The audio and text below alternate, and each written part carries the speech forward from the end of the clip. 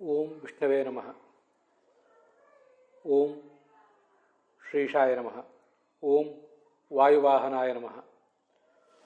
ಓಂ ದೇವೇಶಾಯ ನಮಃ. ಓಂ ಜ್ಞಾನಗಮ್ಯಾಯ ನಮಃ. ಗುರವೇ ನಮಃ. ಓಂ ಮುಕ್ತಾನಾಂ ಪರಮಾಯೈ ಗತಯೇ ನಮಃ. ಶ್ರೀ ಗುರುಭ್ಯೋ ನಮಃ.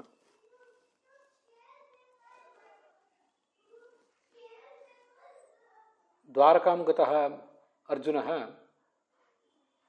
ಕೃಷ್ಣಃ ಪರಂ ಧಾಮ ಯಯೌ ಇತಿ ಯಾಂ ಕಥಾಂ ಧರ್ಮರಾಜಂ ಉವಾಚ ತದ್ವ್ಯಾಜೇನ ಕೃಷ್ಣಸ್ಯ ಮಹಿಮಾನಮೇವ ವಿಸ್ತರೇಣ ಸ್ವಯಂ ಚ ಸ್ಮೃತ್ವಾ ಅಗ್ರಜಂ ಧರ್ಮರಾಜಂ ಚ ಪ್ರೋವಾಚ.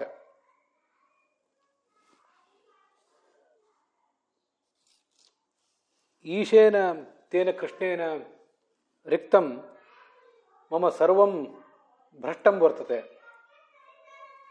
ತದೇವ ಗಾಂಡೀವಂ ಧನುಃ ಅದ್ಯಾಪಿ ವರ್ತತೆ. ಪೂರ್ವಂ ಯೇ ಬಾಣಾಃ ಆಸನ್ ತತ್ ಸಮಾನಾಃ ಏವ ಇಷವಃ ಅದ್ಯಾಪಿ ವರ್ತಂತೆ.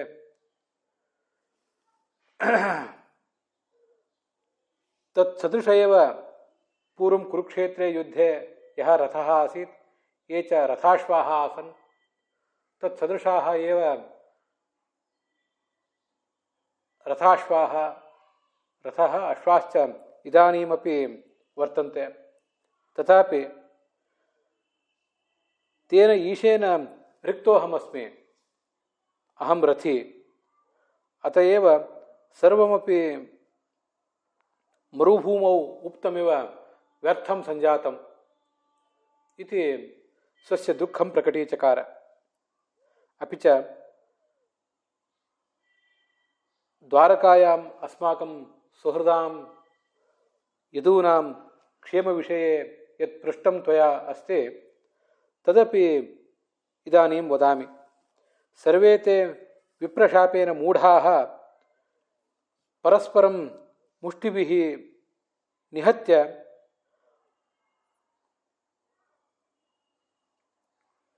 ಪರಸ್ಪರಂ ಅಜಾನಂತ ಇವ ಕೇವಲಂ ಚತುಷ್ಪಂಚ ಅವಶೇಷಿತಾಃ ಅನ್ಯೇ ಸರ್ವೇಪಿ ಮೃತ್ಯುಮೇವ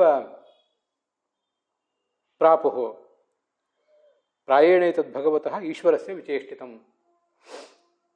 1ನೇ ಸ್ಕಂದದ 14ನೇ ಅಧ್ಯಾಯದ 22ನೇ ಶ್ಲೋಕವನ್ನು ನಾವೀಗ ನೋಡಬೇಕು.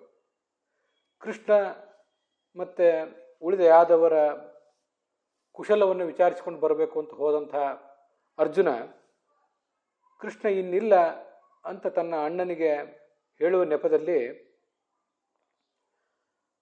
ಆ ಕೃಷ್ಣನ ಮಹಿಮೆಯನ್ನೇ ಹೇಳಿದ. 21ರ ಶ್ಲೋಕದವರೆಗೆ ನಾವು ಅದನ್ನು ನೋಡಿದ್ದೇವೆ. ಎಲ್ಲವೂ ಇದೆ. ನಾನಿದ್ದೇನೆ, ಹಿಂದೆ ಇದ್ದಂಥ ಗಾಂಡೀವ ಧನಸ್ಸೇ ಈಗಿದೆ, ಅಂಥವೇ ಬಾಣಗಳೀಗಿವೆ, ಹಿಂದಿದ್ದ ಕುದುರೆಗಳಿಗೆ ಸದೃಶ ಆಗುವಂಥ ಕುದುರೆಗಳೂ ಈಗಿವೆ, ಉತ್ತಮವಾದ ರಥ ಇದೆ, ಆದರೆ ಅವನೊಬ್ಬ ಈಗಿಲ್ಲ.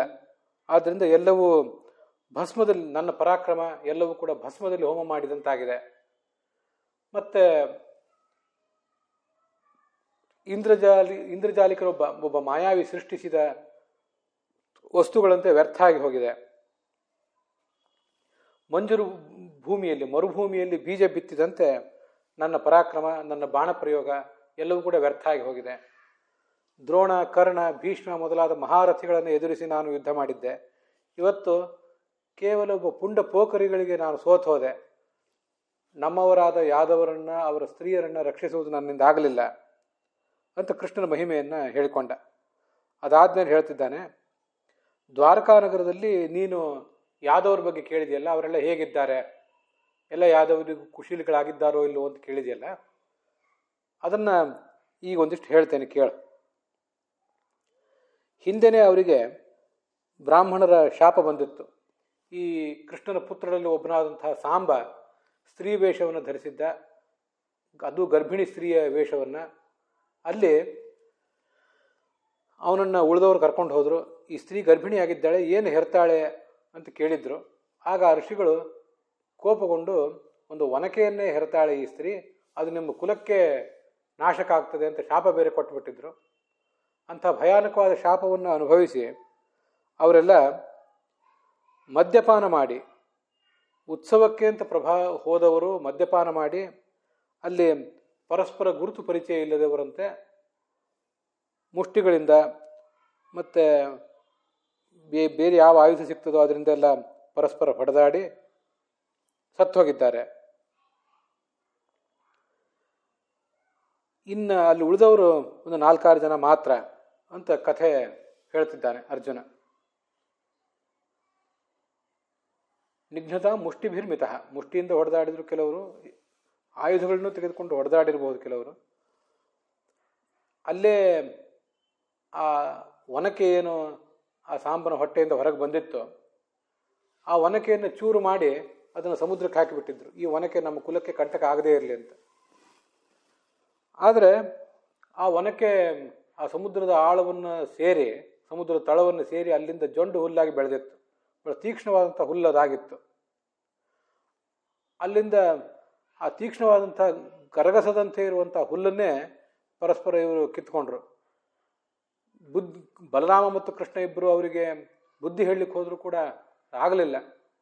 ಎಲ್ಲರೂ ಹೀಗೆ ಮರಣ ಅಪ್ಪಿದರು. ಕೃಷ್ಣ ಮತ್ತು ಬಲರಾಮರು ಕೂಡ ಕೋಪಗೊಂಡು ಅಳಿದುಳಿದವರನ್ನೆಲ್ಲ ಸದೆ ಬಡಿದು ತಾವು ಕೂಡ ಪರಂಧಾಮಕ್ಕೆ ಹೋಗಿಬಿಟ್ರು. ಬಲರಾಮ ಸಮುದ್ರ ಸೇರಿದ, ಕೃಷ್ಣ ಭೂಮಿ ಪರಿತ್ಯಾಗ ಮಾಡಿದ. ರುಕ್ಮಿಣಿ ಸತ್ಯಭಾಮೆಯರು ಕೂಡ ಕೃಷ್ಣನನ್ನು ಅನುಸರಿಸಿದರು. ಈ ಮುಂದಿನ ಶ್ಲೋಕ ಇದು ಬಹಳ ಮಹತ್ವದ್ದು. ಪ್ರಾಯೇಣೈತದ್ ಭಗವತಃ ಈಶ್ವರಸ್ಯ ವಿಚೇಷ್ಟಿತಂ ಅಂತ. ಭಗವಂತನ ಲೀಲೆ ಅಂತನ್ನುವುದನ್ನೇ ನಾವೆಲ್ಲ ಈ ಎಲ್ಲ ಕ್ರಿಯೆಗಳ ಹಿಂದೆ ಕಾಣಬೇಕು. ಇಲ್ಲದೆ ಹೋದರೆ ಕೃಷ್ಣನ ಮಕ್ಕಳು ಮೊಮ್ಮಕ್ಕಳು ಅಂತ ಬಲಿಷ್ಠರಾದಂಥ ಯಾದವರು ಇವರು ಶಕ್ತಿಗೇನು ಕಡಿಮೆ, ಇವರ ಜ್ಞಾನಕ್ಕೇನು ಕಡಿಮೆ. ಅಂಥವರು ಮದ್ಯಪಾನ ಮಾಡಿ ಪರಸ್ಪರ ಏನೂ ಪರಿಚಯ ಇಲ್ಲದೆ ಇರೋರಂತೆ ಪರಸ್ಪರನ್ನು ಹೊಡೆದಾಡ್ಕೊಂಡು ಸತ್ತು ಹೋದ್ರಲ್ಲ, ಕೃಷ್ಣನ ಕೈಯಿಂದಲೇ ಕೆಲವರು ಹೊಡೆಸ್ಕೊಂಡು ಸತ್ತು ಹೋದ್ರಲ್ಲ, ಇದೆಲ್ಲವೂ ಭಗವಂತನ ಮಹಿಮೆ ಅಷ್ಟೆ.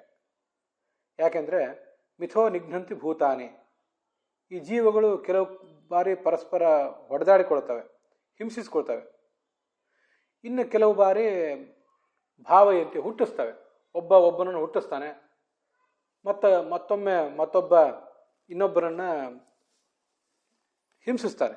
ಇದೆಲ್ಲವೂ ಕೂಡ ಭಗವಂತನ ಮಹಿಮೆಯೇ. ಇಲ್ಲಿ ಭಾವಯಂತಿ ಅಂದರೆ ಉತ್ಪಾದಯಂತಿ ಅಂತ ಅರ್ಥ ಬರೀತಾರೆ ವಿಜಯಧ್ವಜ ತೀರ್ಥರು. ಉತ್ಪಾದಯಂತಿ ಅಂತ ಅರ್ಥ ಬರೆಯುವುದಲ್ಲದೇ ಪಾಲಯಂತಿ ಅಂತಲೂ ಕೂಡ ಒಂದು ಅರ್ಥ ಬರೀತಾರೆ ಯಾದವಾರ್ಯರು. ಪಾಲಯಂತಿ ಅಂತ ಅರ್ಥವನ್ನು ಶ್ರೀಧರರು ಮೊದಲಾದವರೆಲ್ಲ ಬರದೇ ಇದ್ದಾರೆ. ಅದನ್ನು ಕೂಡ ನಾವು ಆ ವ್ಯಾಖ್ಯಾನಗಳಲ್ಲಿ ನೋಡ್ಬೋದು. ಅಂತೂ ಅಲ್ಲಿ ಬಹಳ ವಿಶೇಷ ಅಂಶಗಳೇನೂ ಇಲ್ಲ ಆ ವ್ಯಾಖ್ಯಾನಗಳಿಂದ ಹೇಳಬೇಕು ಅಂತಂದರೆ, ಅದಕ್ಕಾಗಿ ಅವುಗಳನ್ನೆಲ್ಲೂ ಉಲ್ಲೇಖಿಸಲಿಲ್ಲ. ಆದರೆ ಇಲ್ಲಿ ನಿಘ್ನಂತಿ ಮತ್ತು ಭಾವಯಂತಿ ಅಂತ ಅನ್ನೋದಕ್ಕೆ ಇನ್ನೂ ಸ್ವಲ್ಪ ಹೆಚ್ಚಿನದನ್ನೇ ನಾವು ಕಾಣಬೇಕು ಅಂತ ನನಗೆ ಅನಿಸಿತು. ಇದು ಕೇವಲ ಆ ಕೌರವರು ಮತ್ತು ಯಾದವರಿಗೆ ಸಂಬಂಧಪಟ್ಟಂಥ ಮಾತು ಮಾತ್ರ ಅಲ್ಲ. ಒಟ್ಟಾರೆ ಈ ಜಗತ್ತಿನಲ್ಲಿ ಕೃತಯುಗ, ತ್ರೇತಾಯುಗ, ದ್ವಾಪರಯುಗ, ಕಲಿಯುಗ, ಈ ಎಲ್ಲ ಯುಗಗಳಲ್ಲಿಯೂ ಕೂಡ ಎಲ್ಲ ಜನಾಂಗ, ಜಾತಿ ಎಲ್ಲ ಕಡೆಯೂ ಕೂಡ ಭಗವಂತನ ಇಚ್ಛೆಯನ್ನೇ ನಾವು ಕಾಣಬೇಕು. ಕೆಲವು ಬಾರಿ ಪರಸ್ಪರ ಹೊಡೆದಾಡಿಕೊಳ್ಳುವುದು ಅಂದರೆ ಆಯುಧದ ಮೂಲಕ ಹೊಡೆದಾಡ್ಕೊಳ್ತಾರೆ ಅನ್ನುವುದನ್ನು ನಾವು ಆ ಯಾದವರ ಅಂತಃಕಲಹದಲ್ಲಿ ಮತ್ತು ಕೌರವ ಪಾಂಡವರ ಯುದ್ಧದಲ್ಲಿ ನೋಡಿದ್ವಿ. ಅದಷ್ಟು ಮಾತ್ರ ಅಲ್ಲ, ಮಾತಿನ ಮೂಲಕ ಪರಸ್ಪರ ಹಿಂಸೆ ಮಾಡ್ಕೋತಾರಲ್ಲ ಅನೇಕ ಬಾರಿ. ಈ ಥರ ಕೆಲವರನ್ನು ಹಿಂಸಿಸ್ತಾರೆ. ಇನ್ನು ಕೆಲವರು ಅಂಥವರಿಗೆ ಸಾಂತ್ವನ ಹೇಳ್ತಾರೆ. ಭಾವಯಂತಿ ಅಂದರೆ ಗೌರವಿಸ್ತಾರೆ, ಉಪಚಾರ ಮಾಡ್ತಾರೆ. ಇದೆಲ್ಲ ಭಗವಂತನ ಇಚ್ಛೆ. ಇದಕ್ಕೆ 2 ಥರದ ಅರ್ಥ ಆಗ್ತದೆ. ನಾನೊಬ್ಬ ವ್ಯಕ್ತಿಯನ್ನು ಪರಿಗಣನೆ ಮಾಡಿದರೆ ನನಗೆ ಮಾನಸಿಕವಾಗಿ, ದೈಹಿಕವಾಗಿ ಮತ್ತು ಯಾವುದೇ ರೀತಿಯಿಂದ ಹಿಂಸೆ ಕೊಡೋರು ಕೆಲವರು ಇರ್ತಾರೆ. ಇನ್ನು ಕೆಲವು ಬಾರಿ ನನ್ನನ್ನು ಉಪಚರಿಸುವವರು, ನನಗೆ ಒಳ್ಳೆಯ ಮಾತುಗಳನ್ನಾಡಿ ನನ್ನನ್ನು ದೈಹಿಕವಾಗಿಯೂ ಮಾನಸಿಕವಾಗಿಯೂ ಪೋಷಿಸುವವರು ಇನ್ನು ಕೆಲವರು ಇರ್ತಾರೆ. ಹಾಗಾಗಿ ಜಗತ್ತಿನಲ್ಲಿ ಇವರೆಲ್ಲರೂ ಕೂಡ ಇದ್ದೇ ಇರ್ತಾರೆ ಅಂತ ಒಂದು ಅರ್ಥ.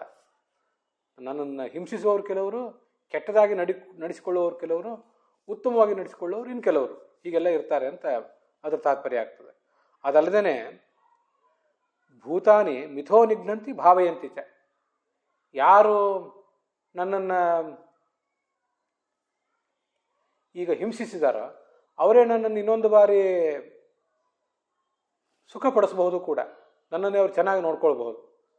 ಕರ್ಮಭಿರ್ಭ್ರಾಮ್ಯಮಾಣಸ್ಯ ದೇವತಿರ್ಯಂಗ್ ನೃಯೋನಿಷು ಬಂಧುಜ್ಞಾತ್ಯದಿ ಮಧ್ಯಸ್ಥ ಮಿತ್ರೋದಾಸೀನ ಶತ್ರವಃ ಸರ್ವ ಏವ ಹಿ ಸರ್ವೇಷಾಂ ಭವಂತಿ ಕ್ರಮಶೋ ಮಿಥಃ ಅಂತ ಒಂದು ಶ್ಲೋಕ ಭಾಗವತದಲ್ಲೇ ಮುಂದೆ ಕೇಳಿ ಬರ್ತದೆ. ಕರ್ಮಭಿ ಭ್ರಾಮ್ಯಮಾಣಸ್ಯ, ನಾವು ನಮ್ಮ ಕರ್ಮಕ್ಕನುಸಾರವಾಗಿ ದೇವತೆಗಳು, ಋಷಿಗಳು, ಚಕ್ರವರ್ತಿಗಳು, ಮನುಷ್ಯರು ಅಂತ ಹೀಗೆ ಯಾವುದ್ಯಾವುದೋ ಯೋನಿಯಲ್ಲಿ ಹುಟ್ಟಿ ಬರ್ತಾ ಇದ್ದೀವಿ. ದೇವತಿರ್ಯಂಗ್ ನೃಯೋನಿಷು, ನಮಗೆ ಎಲ್ರಿಗೂ ಕೂಡ ಶತ್ರುಗಳು ಇರ್ತಾರೆ, ಮಿತ್ರರು ಇರ್ತಾರೆ, ಉದಾಸೀನರು ಇರ್ತಾರೆ. ಕೆಲವು ಬಾರಿ ಇವತ್ತು ಶತ್ರುಗಳಾದವರು ನಾಳೆ ಮಿತ್ರರಾಗಬಹುದು, ಇವತ್ತು ಮಿತ್ರರಾದವರು ನಾಳೆ ನಮಗೆ ಶತ್ರುಗಳು ಕೂಡ ಆಗಬಹುದು.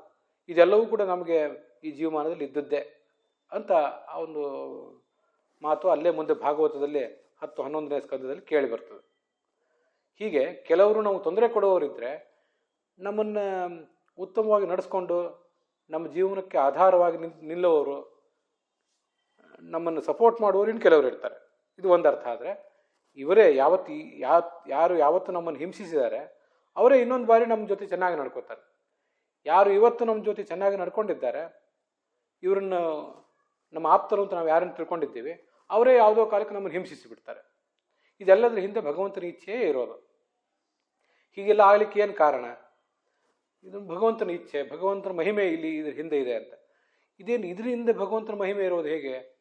ನಾವು ನಮ್ಗೆ ಯಾರೋ ತೊಂದರೆ ಕೊಟ್ಟಿದ್ದಾರೆ, ಏನೋ ಹಿಂಸೆ ಆಯಿತು ಅಂತ ನಾವು ತೊಳಲಾಡ್ತಾ ಇರುವಾಗ ಅಂಥ ಒಂದು ಸಂಕಷ್ಟದ ಸ್ಥಿತಿಯಲ್ಲಿ ಇದು ಭಗವಂತ ನಮಗೆ ತನ್ನ ಮಹಿಮೆಯನ್ನು ತೋರಿಸ್ತಿದ್ದಾನೆ ಅಂತ ಅನುಸಂಧಾನ ಮಾಡುವುದು ಹೇಗೆ ಅಂತ ತುಂಬ ಆಶ್ಚರ್ಯ ನಮಗೆ ಕಾಣಿಸ್ತದೆ. ಆದರೂ ಅಲ್ಲಿ ನೋಡಬೇಕಾದ್ದು ಭಗವಂತನ ಇಚ್ಛೆಯನ್ನೇ. ಆತ್ಮನಸ್ತು ಕಾಮಾಯ ಸರ್ವಂ ಪ್ರಿಯತಮಂ ಭವತಿ. ಗಂಡ ಹೆಂಡತಿಯನ್ನು ಪ್ರೀತಿಸಿದರೆ, ಹೆಂಡತಿ ಗಂಡನನ್ನು ಪ್ರೀತಿಸಿದರೆ, ತಂದೆ ತಾಯಂದಿರು ಮಕ್ಕಳನ್ನು ಪ್ರೀತಿಸಿದರೆ, ಮಕ್ಕಳು ತಂದೆ ತಾಯಂದಿರನ್ನು ಪ್ರೀತಿಸಿದರೆ, ನೆರೆಹೊರೆಯವರನ್ನು ನಾವು ಸ್ವೀಕಾರ ಮಾಡಿದರೆ, ಅಪ್ಪಿಕೊಂಡ್ರೆ, ಅವರು ನಮ್ಮನ್ನು ಒಪ್ಪಿಕೊಂಡ್ರೆ, ಎಲ್ಲ ಕಡೆಯೂ ಕೂಡ ನಮ್ಮ ಇಚ್ಛೆ ಅವ್ರು ಯಾರ್ದೋ ಇಚ್ಛೆ ನಡೀತದೆ ಅಂತಿಲ್ಲ. ನಮ್ಮದೊಂದು ಇಚ್ಛೆ ಬೇರೆಯೇ ಇರ್ತದೆ. ಆದರೆ ಭಗವಂತ ಇವರಿಬ್ಬರು ಚೆನ್ನಾಗಿರಲಿ ಅಂತ ಬಯಸಿದರೆ ಅವರಿಬ್ಬರು ಚೆನ್ನಾಗಿರ್ತಾರೆ.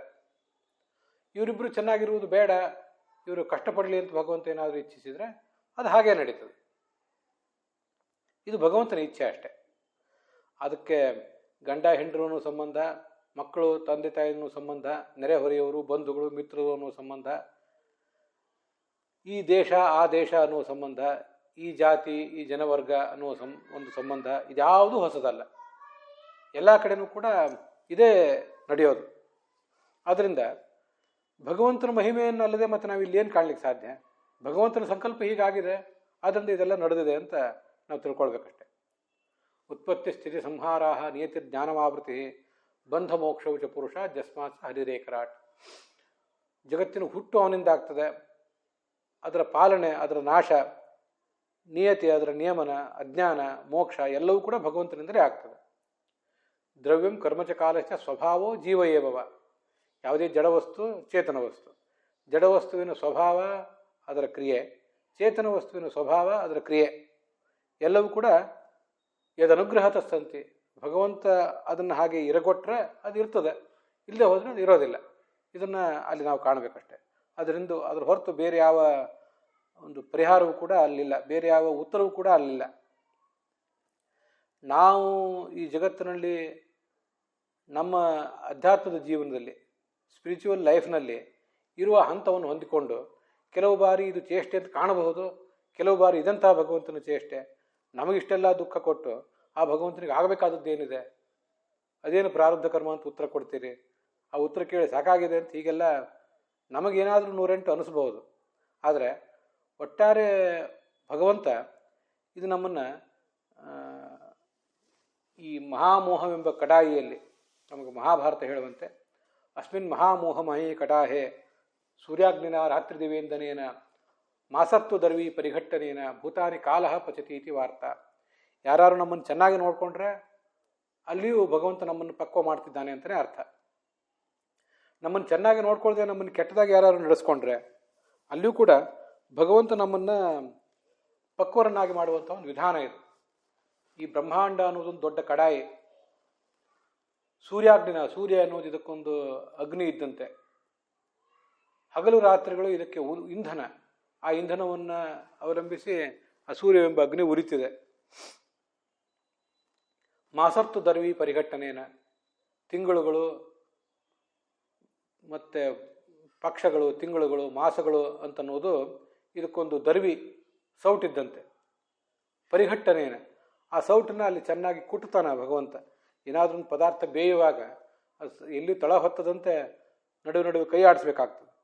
ಹೀಗೆ ಪರಿಘಟ್ಟನೆ ಮಾಡ್ತಾ ಇದ್ದಾನೆ ಭಗವಂತ. ಮಾಸರ್ತು ದರ್ವಿ ಪರಿಘಟ್ಟನೇನ ಭೂತಾನಿ ಕಾಲಹ ಪಚತೀತಿ ವಾರ್ತ. ಕಾಲನಾಮಕನಾದ ಭಗವಂತ ಇದನ್ನು ಪಕ್ವ ಮಾಡ್ತಿದ್ದಾನೆ, ಜೀವಿಗಳನ್ನು ಪಾಕಕ್ಕೆ ಇಟ್ಟಿದ್ದಾನೆ ಅನ್ನುವುದೇ ಒಂದು ದೊಡ್ಡ ವಾರ್ತೆ ಅಂತ ಜಗತ್ತಿನಲ್ಲಿ. ಈ ವಾರ್ತೆಯಲ್ಲಿ ಸೂರ್ಯವಂಶದ ಕಥೆ ಇದೆ, ಚಂದ್ರವಂಶದ ಕಥೆ ಇದೆ, ಕೌರವರು, ಪಾಂಡವರು, ತ್ರೇತಾಯುಗ, ದ್ವಾಪರಯುಗ, ಕಲಿಯುಗ, ಕೃತಯುಗ, ಈ ಎಲ್ಲ ಯುಗಗಳ ಕಥೆ ಇದೆ. ನಮ್ಮವ್ರದ್ದು, ಮತ್ತಾರದು, ದೇವತೆಗಳ, ಋಷಿಗಳ, ಪಿತೃಗಳ, ಚಕ್ರವರ್ತಿಗಳ, ರಾಕ್ಷಸರ ಎಲ್ಲರ ಕಥೆಯೂ ಕೂಡ ಇದರಲ್ಲಿ ಅಡಕ ಆಗೇ ಬಿಟ್ಟಿದೆ. ಹೀಗೆ ಕಾಲದಿಂದ ನಾವು ಪಕ್ವರಾಗಬೇಕು. ಯಾವತ್ತೂ ಕೂಡ ಮನುಷ್ಯ ಈ ಜೀವಮಾನದಲ್ಲೂ ಕೂಡ ಯಾವುದೇ ಒಂದು ಉದ್ಯೋಗವನ್ನು ಮಾಡಲಿ, ವ್ಯವಹಾರ ಮಾಡಲಿ, ಅದರಲ್ಲಿ ನಾವು ಕಾಲವನ್ನು ಅವಲಂಬಿಸಿಯೇ ನಾವು ಪಕ್ವರಾಗ್ತೇವೆ. ಅದು ನಮಗೆಲ್ಲ ಗೊತ್ತಿದೆ. ಹಾಗೆ ಕಾಲ ಅಂದರೆ ಜಡವಾದ ಕಾಲ ಅಂತ ನಾವು ಪರಿಗಣನೆ ಮಾಡಿರ್ತೇವೆ. ವಸ್ತುತಃ ಮಹಾಕಾಲ ಅಂತ ಕನ್ಸ್ಕೊಂಡಿರುವಂಥ ಭಗವಂತ ಅವನು ನಮ್ಮನ್ನು ಪಕ್ವವನ್ನಾಗಿ ಮಾಡುವ ವಿಧಾನ ಇದು. ನಮ್ಮನ್ನು ಹಿಂಸಿಸಲಿಕ್ಕೆ ಒಬ್ಬರನ್ನು ಪ್ರೇರಿಸ್ತಾನೆ, ನಮ್ಮನ್ನು ಚೆನ್ನಾಗಿ ನೋಡ್ಕೊಳ್ರಿ ಅಂತ ಇನ್ನೊಬ್ಬರನ್ನು ಪ್ರೇರಿಸ್ತಾನೆ. ಒಬ್ಬನೇ ವ್ಯಕ್ತಿಯನ್ನು ಈಗ ಇವನನ್ನು ಹಿಂಸಿಸು, ಆಮೇಲೆ ತೊಂದರೆ ಕೊಡು, ಆಮೇಲೆ ಚೆನ್ನಾಗಿ ನೋಡ್ಕೊಂತ ಪ್ರೇರಿಸ್ತಾನೆ. ಈಗ ಚೆನ್ನಾಗಿ ನೋಡ್ಕೊಂತ ಹೇಳ್ತಾನೆ, ಚೆನ್ನಾಗಿ ನೋಡ್ಕೊಂಡಿರ್ತಾನೆ ಕೆಲವು ಕಾಲ, ಇದಕ್ಕಿದ್ದಂತೆ ಮತ್ತೆ ಆಗೋ ಒಂದು ಬಾರಿ ತುಂಬ ತೊಂದರೆನೇ ಕೊಟ್ಟು ಬಿಡ್ತಾನೆ. ಇದೆಲ್ಲವೂ ಕೂಡ ಭಗವಂತನ ಪ್ರೇರಣೆಯಿಂದ ನಡೀತದೆ. ಅವನ ಚೇಷ್ಟಾ ಇದು ಅಂತ ನಡೀಬೇಕು. ಇದು ಭಗವಂತ 106 ವರ್ಷ ನಮ್ಮ ಜೊತೆ ಇದ್ನಲ್ಲ ಕೃಷ್ಣ, ಅವನೇನು ತನ್ನ ಮಹಿಮೆಯನ್ನು ತೋರಿಸಿದ್ನಲ್ಲ, ಭಗವಂತ ಈ ಜಗತ್ತನ್ನು ಬಿಟ್ಟು ಹೋಗುವ ಮೂಲಕನೂ ಕೂಡ ತನ್ನ ಚೇಷ್ಟೆಯನ್ನೇ ತೋರಿಸಿದ್ದಾನೆ ಅಂತ ಇದರಿಂದ ಕಾಣಬೇಕು. ಅದು ಅರ್ಜುನನಿಗೆ ಕಾಣಿಸಿದ್ದು, ಆಗಬೇಕಾದದ್ದು ಅದು. ಜಲೌಕಸಾಂ ಜಲೇ ಯದ್ವತ್, ನೀರಿನಲ್ಲಿ ಸಣ್ಣ ಮೀನನ್ನು ದೊಡ್ಡ ಮೀನು ನುಂಗುತ್ತದೆ. ಈ ನೆಲದಲ್ಲಿಯೂ ಕೂಡ ದುರ್ಬಲಾನ್ ಬಲಿನೋ ರಾಜನ್, ದುರ್ಬಲ ಪ್ರಾಣಿಗಳನ್ನು, ಜಿಂಕೆ ಮೊದಲಾದ ಪ್ರಾಣಿಗಳನ್ನು, ಸಿಂಹ ಮೊದಲಾದ ಪ್ರಾಣಿಗಳು ಬೇಟೆ ಆಡ್ತವೆ. ಕುರಿ, ಮಾಂಸಾಹಾರಿಗಳಾಗಿದ್ದರೆ ಕುರಿ ಮತ್ತು ಮತ್ಸ್ಯ ಮೊದಲಾದವುಗಳನ್ನು ತಿಂದು ಮನುಷ್ಯರು ತಮ್ಮ ಜೀವನ ನಡೆಸ್ತಾರೆ. ಸಸ್ಯಾಹಾರಿಗಳಾದರೂ ಕೂಡ ಸಸ್ಯಗಳು ಒಂದು ರೀತಿ ಜೀವಗಳೇ, ಅವುಗಳನ್ನು ತಿಂದು ತಮ್ಮ ಜೀವಮಾನ ಅವರು ಮುನ್ನಡೆಸ್ತಾರೆ. ಇದರಂತೆ ಈ ಜಗತ್ತು ನಡೀತಿರ್ತದೆ. ಮಹಾಂತೋ ಬಲಿನೋ ಮಿಥಃ. ಪರಸ್ಪರ ಹೀಗೆ ಈ ಜಗತ್ತಿನ ಸಂಘರ್ಷ ಇದ್ದೇ ಇರ್ತದೆ. ಆ ಸಂಘರ್ಷದಲ್ಲೂ ಕೂಡ ಕೇವಲ ಹೊಟ್ಟೆಪಾಡಿಗಾಗಿ ಇರುವ ಸಂಘರ್ಷ ಒಂದು ರೀತಿಯಿಂದ ಸಹ್ಯ. ಆದರೆ ಹೊಟ್ಟೆಪಾಡನ್ನು ಮೀರಿ ಇರುವಂತಹ ಸಂಘರ್ಷ, ಕೇವಲ ಹಿಂಸೆಗಾಗಿಯೇ ಹಿಂಸೆ ಮಾಡುವುದೇನಿದೆ ಹೆಚ್ಚು ಘಾತಕ ಆಗ್ತದೆ. ಇದೆಲ್ಲ ಭಗವಂತನ ಮಹಿಮೆ. ಆದ್ದರಿಂದ ನಮ್ಮ ಜವಾಬ್ದಾರಿ ಇದರಲ್ಲಿ ಏನೂ ಇಲ್ಲ, ನಮಗೆ ನಾಳೆ ಇದರಿಂದ ಅನುಭವಿಸಬೇಕಾದ ಫಲ ಏನೂ ಇಲ್ಲ ಅಂತ ಭಾವಿಸಿದ್ವಿ ನಾವು ತಪ್ಪಿಸ್ಕೊಳ್ಳುವಂತಿಲ್ಲ. ಭಗವಂತನ ಮಹಿಮೆ, ಇದು ನಡೆಯುವುದು ಭಗವಂತನ ಮಹಿಮೆ. ನಾಳೆ ಅದಕ್ಕೆ ತಕ್ಕದಾದ ಫಲವನ್ನು ಭಗವಂತ ಕೊಡ್ತಾನಲ್ಲ, ಅದು ಕೂಡ ಒಂದು ಭಗವಂತನ ಮಹಿಮೆಯೇ. ಅದನ್ನು ನಾವೇ ಅನುಭವಿಸಬೇಕಾಗ್ತದೆ. ಹೀಗೆ ಈ ಯದುಗಳು ಬಹಳ ಬಲಿಷ್ಠರು. ಅವರನ್ನು ಪರಸ್ಪರರನ್ನು ಕೊಲ್ಲಿಸಿದ. ಇವಂ ಬಲಿಷ್ಠೈಹಿ ಯದುಭಿಹಿ ಮಹದ್ಭಿಹಿ ಇತರಾನ್ ವಿಭು. ಅದರಲ್ಲಿ ಬಲಿಷ್ಠರಾದವರು ದುರ್ಬಲರನ್ನು ಕೊಂದರು. ಕೆಲವು ಕಡೆ ದುರ್ಬಲರೇ ಬಲಿಷ್ಠರನ್ನು ಕೊಂದು ಹಾಕಿದರು ಆ ಯದುಗಳಲ್ಲಿ. ಕಂಟಕಂ ಕಂಟಕೇನೇವ, ಮುಳ್ಳನ್ನು ಮುಳ್ಳಿನಿಂದಲೇ ತೆಗಿಬೇಕು, ಅದಕ್ಕೊಂದು ಬೇರೆ ಮಾರ್ಗ ಇಲ್ಲ. ಮುಳ್ಳನ್ನು ಮುಳ್ಳಿಂದ ತೆಗಿಬೇಕು, ಅಥವಾ ಮುಳ್ಳಿಗೆ ಸಮಾನವಾಗಿ ಚೂಪಾಗಿರುವಂಥ ಯಾವುದಾದ್ರು ಲೋಹದ ಉಪಕರಣದಿಂದಲೇ ತೆಗಿಬೇಕಷ್ಟೆ. ಅದು ಬಿಟ್ಟು ಬೇರೆ ಯಾವ ಮಾರ್ಗವೂ ಅದಕ್ಕಿಲ್ಲ.